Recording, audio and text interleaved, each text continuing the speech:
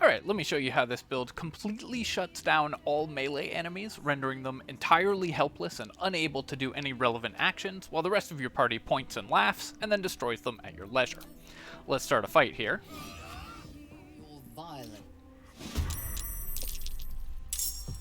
We have to wait for Astarion, who's just gonna sort of run around doing stuff.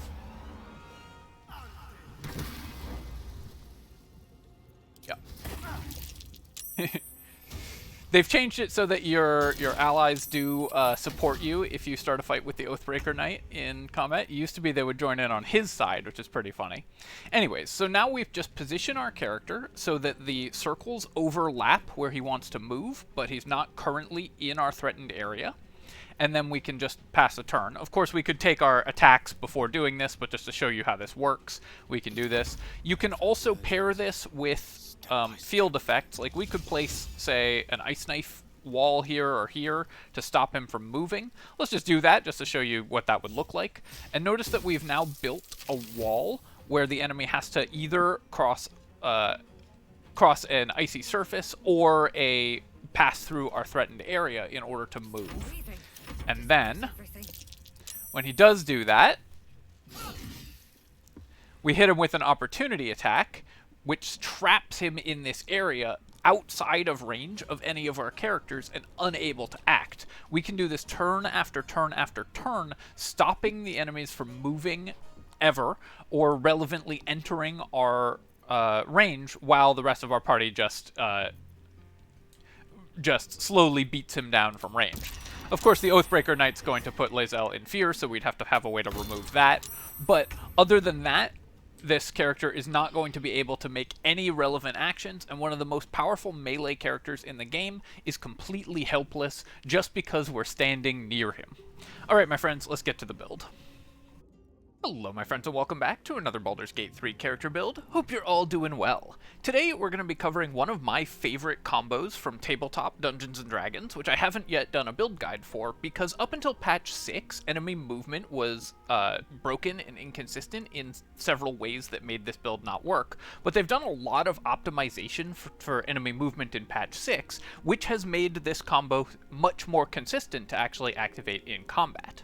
This character, I think, is one of the best characters to slot into just about any honor mode party because it fits with every possible party composition and works with pretty much any other character, does a great job of keeping your other party members safe, in particular squishy ranged characters, and also has no specific item requirements whatsoever. You need one particular weapon type, but it can be any weapon within that category, so you will never conflict with the item and gear needs of your other party members. That means that this character is kind of the ultimate companion character, which you can slot into just about any party and do really well. This character is a master of battlefield control, keeping enemies trapped helplessly at the point of your spear, unable to move or act, and costing them turn after turn after turn throughout combat. In fact, if you want an idea of the kind of nonsense that I think about, one of the reasons I'm calling it the Ultimate Companion is as an oblique reference to Alexander the Great's companion cavalry, who fought alongside pike-armed soldiers who were used to control ground in his battle formations, much as this character will be. Just the kind of stuff that goes through my head, I guess. We're using Lae'zel here as the example character, both because it fits, I think, with her character and lore very well, her mastery of warfare, and also because Githyanki is one of the best races for this character, although, of course, if you are building this for a main character, any of the high-tier races will apply very well. In particular, I would recommend Wood Elf, because this character is entirely based on your positioning and the tactical options that gives you. And so having the additional movement speed or the Githyanki racial Misty Step helps a lot with where you're able to position this character and take control over territory and the battlefield. Dungeons & Dragons combat can be thought of as an exercise in reducing the number of relevant turns that your opponents are taking as much as possible. There are several ways to do that. One is with overwhelming damage, so they're dead before they ever act. One is with control spells, but another is with stopping them from being able to perform any relevant actions on their turns, and this character excels at that by trapping them in corners, preventing them from moving, stopping melee enemies from getting to you, and otherwise disrupting their plans. For that reason, it also pairs extremely well with ranged characters that have battlefield control effects, effects or field effects that you can keep the enemies trapped in. So I would recommend pairing this with a Warlock for range damage and stuff like Hunger of Hadar that you can trap enemies in with this character, or a Druid who has Spike Growth, combos very well, and you can use it to channel enemy movement into places where they really don't want to be. Alright, let's get in and start building the character. Of course, we have to start by fixing Lae'zel's attribute distribution because it is not good to start, and we need to fix that, so let's do that immediately. Since this is a strength-based melee character, it does also benefit extremely strongly from Elixirs of Hill Giant Strength, which will let you get extra feats. Although for this build that's not necessary, it will improve the power of the build by giving you access to a couple more feats over the course of the game. If you want to use Elixirs, you would select 8 Strength and put the other attributes elsewhere, but since this build doesn't need Elixirs, and one of the great things about it is that it doesn't need the Elixirs per se, and one of the great things about it is it's almost completely independent of items, we're going to go for a non-elixir build here. I'm just mentioning that because of course you can power up the build by using the strength elixirs to gain 20 strength every day. We will be going for a very standard attribute selection of 16, 14, 16, 8, 12, 8. This gives you good strength and constitution, which of course are the most relevant attributes for a fighter. Good initiative, which is very important for this character, which wants to be positioned before enemies move, and you will want, if you don't need it for another character, to place any gear that you have that increases initiative on this character, because being able to move to where you can prevent enemies from relevantly acting is going to be very important in how this character plays out. And of course you want good hit points and the highest wisdom save you can get, since that's the most important saving throw. For our skill selection, the only important one is athletics. For your Astral Knowledge, actually, one thing that's kind of nice about doing this with a Githyanki, or with Lae'zel specifically, is that you can use Astral Knowledge on Dexterity combined with your 14 Dexterity and get decent Sleight of Hand if you don't have another Sleight of Hand user in your party, so this character can fill that role. You could also put it on Wisdom, but you can also just take points in Perception, and that will be fine as well. You should definitely get Perception in some way on this character because it's the only other relevant skill. So I would probably take this, and then for your last one, this is really just flavor where you put this. It will never come up since you aren't using this character for dialogue, so we can just put the extra point wherever we want. For our fighting style, even though we are using a two-handed weapon on this character, I'm going to recommend defense, because since we're using polearms, this is going to be, you are almost always going to be attacking with a weapon that rolls a d8 or a d10 as its damage die, meaning that the likelihood of rolling a 1 or a 2 and getting the great weapon fighting benefit is not that high, whereas an additional AC is always good and will help this character stay alive, of course. And since enemies will often be forced to attack you rather than your allies, the higher the AC you get, the better, and the fewer enemy attacks are going to land.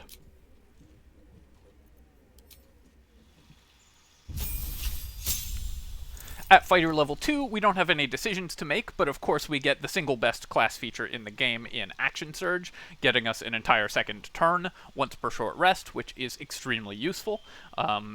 This is one of the most powerful abilities in the game, and is going to give us several extra attacks in a given round later on.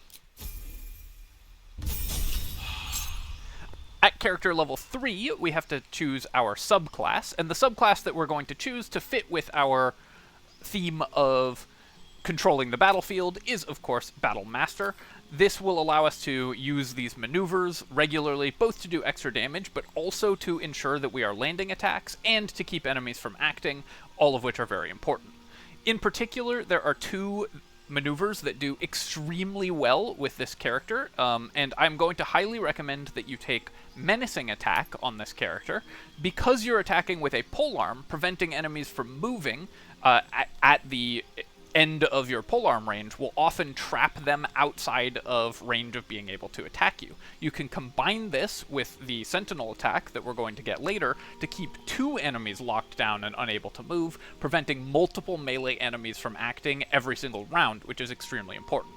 Frightened is a very powerful condition because enemies can't move. It gives advantage on all sorts of it gives them disadvantage on their attacks, which is also very powerful, and so it gives you a lot of additional options and utility to have menacing attack. Of course, trip attack is also very powerful, and we want that, and we should always take precision attack whenever we take a Battlemaster, because the ability to hit with your attacks is very important.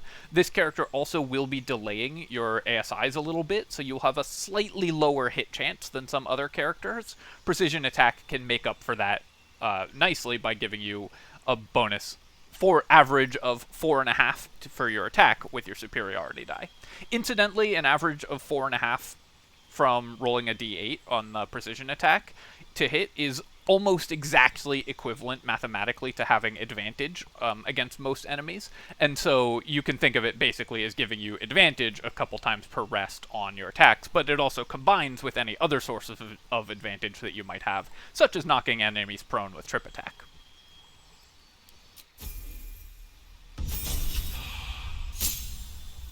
At fighter level 4, we take our first feat, and we intend to be fighting with a two-handed polearm, and so of course the feat that we are going to take is Polearm Master.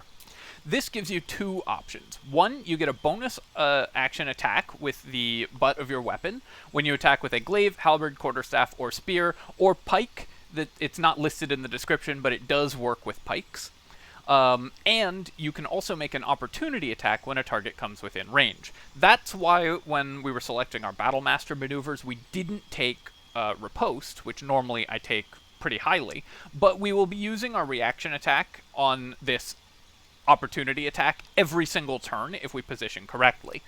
How you're going to fight with this character, and I will do a little demo video of this somewhere in this video as well, either at the beginning or the end, is going to be to attack an enemy at the maximum range of your polearm and then step backwards. When the enemy comes towards you or towards your allies, you'll get a reaction attack with Polearm Master. That guarantees that you're using your reaction every single turn of combat, which is extremely powerful, and getting effectively an additional attack every single round. Extra attacks obviously are very good. You now have 3 attacks per round with the bonus action Polearm Master attack and the reaction attack, plus your normal attack, which is, even though one of those is a slightly lower damage attack, an incredible amount of value from a single character. You're getting a lot of extra actions out of this character, and soon we'll be preventing our enemies from acting as well. And we're already, in fact, preventing our enemies from acting with menacing attack, but we'll be able to do so even more effectively as we continue to level up.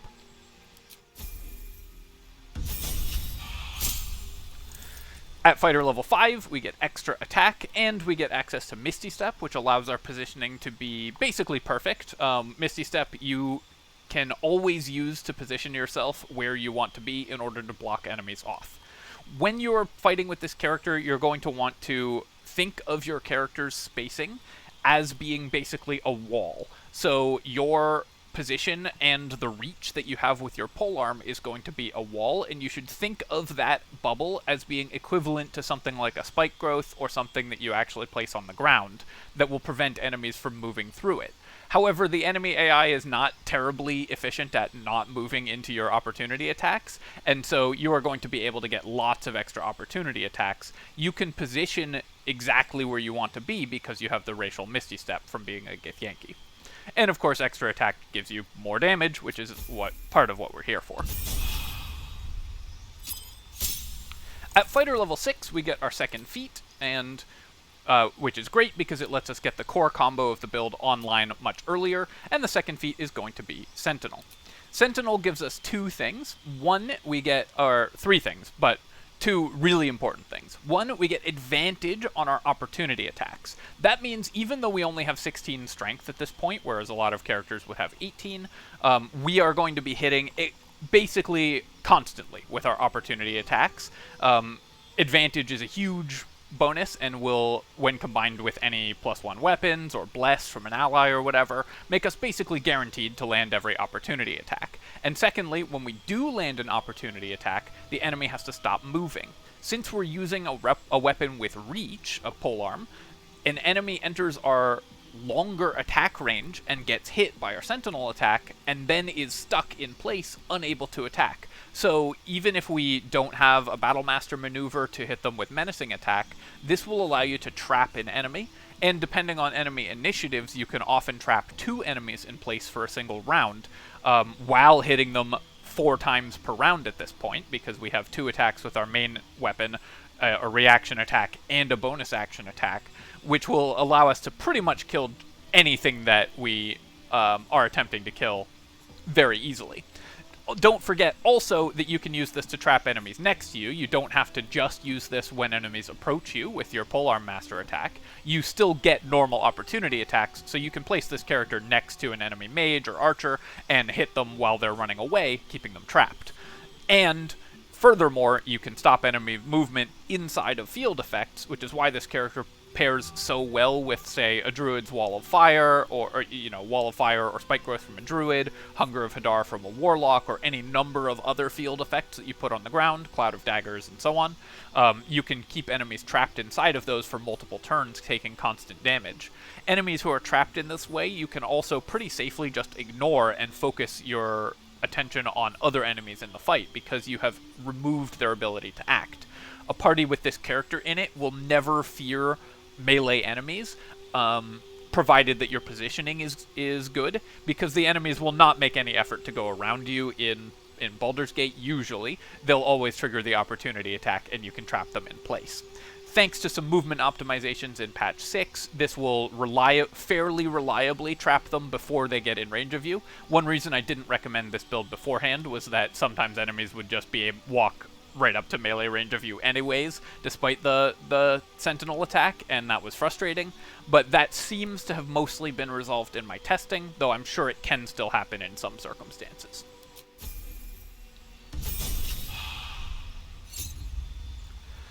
At fighter level 7, we get to take 2 additional maneuvers, and of course, pushing attack gives us the option to force enemies to leave our range. Then they will have to re-enter that range and get hit again by our reaction. Pushing attack is also really, really good for this this character. At this point, we could also take riposte. We could also take a goading attack. This gives you just a little bit more abilities to protect your allies, but I think overall the best one is just disarming. Disarming is just a very powerful effect that's very good against lots of enemies. Even though you'll mostly be locking down melee enemies, disarming attack is very good, especially because you can make it at range. So this character will sometimes want to be making ranged attacks as well. Just every character will have a bow, and sometimes your positioning will be such that you will want to, say, block a narrow corridor or choke point rather than walk up to an enemy, and just being able to make a relevant bow attack during those turns is very good. Although, of course, you can also do things like cast scrolls or throw potions on those turns as well.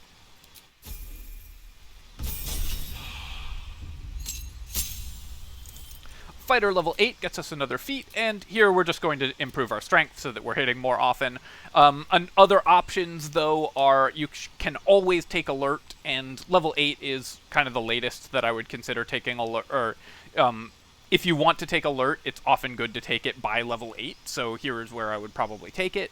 If you want to take multiple extra feats, you probably will want to use elixirs, so for this version of the build, I'm just going to go with bonus strength, but alert is never bad. Of course, Great Weapon Master, also works very well with this character because we are using a two-handed weapon, though it's worth noting that the bonus attack from Polearm Master is bugged and doesn't get the plus 10 damage from this attack.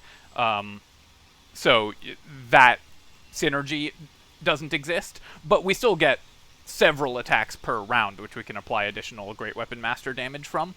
I think this character, in general, prefers Alert to Great Weapon Master, although both are very good, and if you're the Elixir version of the build, you're going to take both of those by the end of the build anyways. Here, though, we're just going to take plus 2 Strength.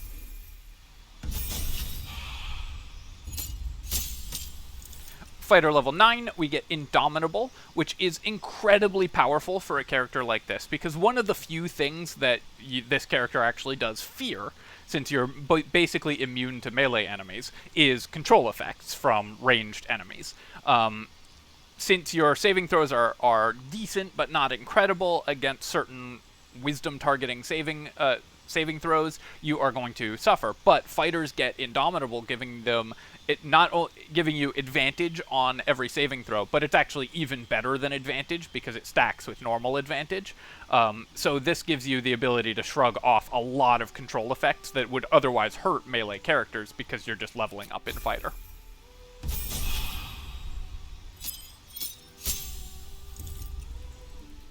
Here we get 2 more maneuvers. At this point, you probably know which maneuvers you like, and are the ones that you take at this point are not going to be ones that you're going to use that frequently, but there's some others that do have some fun implications. Goading attack is pretty nice to help protect your allies, so I might pick that. And then probably at this point we'd just take Riposte for the times when, for whatever reason, you're next to an enemy rather than having them approach you, and you want to use your reaction there.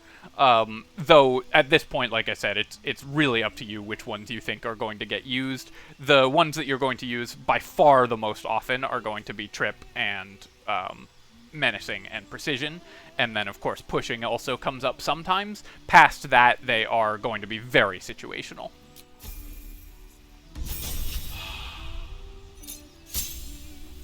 At Fighter level 11, we get our 3rd attack, giving us 5 attacks per round when using our bonus action and reaction, which of course is incredible. This is the most attacks that most characters can get in a round without any like hastes or elixirs of bloodlust. Again, one of the great things about this character is how completely independent of support you are. You need almost no help from your party. You need almost no specific items. You can power yourself up with a haste or an elixir or something from a party member, but you don't need it to be effective. Basically, all you need to be effective is present on the battlefield. You don't actually need to do anything else specific with this character, because just by existing, they deeply constrain enemy tactical options, preventing enemies from doing what they want to do and keeping your party safe. Finally, at character level 12, we simply max out our strength, although again, if you are going for elixirs or have the strength gauntlets at this point, I would recommend taking Alert and Great Weapon Master as my other 2 feats. Those are by far the best other 2 feats, so I wouldn't really consider any others. Mage Slayer can also be kind of fun if you're having trouble with enemy spellcasters, since you are doing reaction attacks and you're positioning yourself near enemies, but that does start to run into the problem of you have too many good reactions, because you get reaction attacks from enemies approaching you, from normal opportunity attacks, or from enemies attacking allies, and so Mage Slayer adds in yet another reaction attack. Again, if you don't like using Alert or Great Weapon Master, or don't want to use them for whatever reason, then you could go with... Honestly, there's really not that much else that's particularly valuable for this character. You could take Heavy Armor Master, for example, to give yourself some damage reduction, but I would highly recommend taking Alert or Great Weapon Master.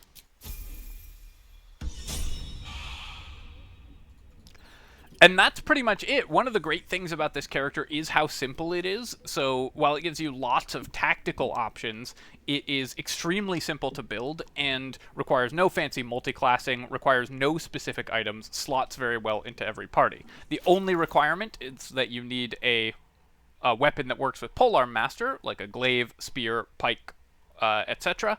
And the Drake Throat Glaive is a pretty solid one. This will work well throughout most of the game.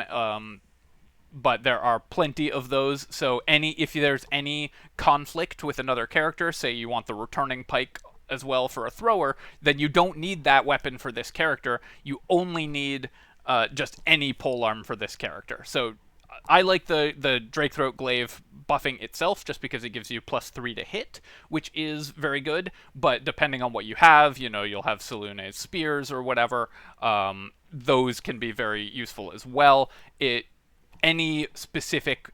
don't need any specific polearm.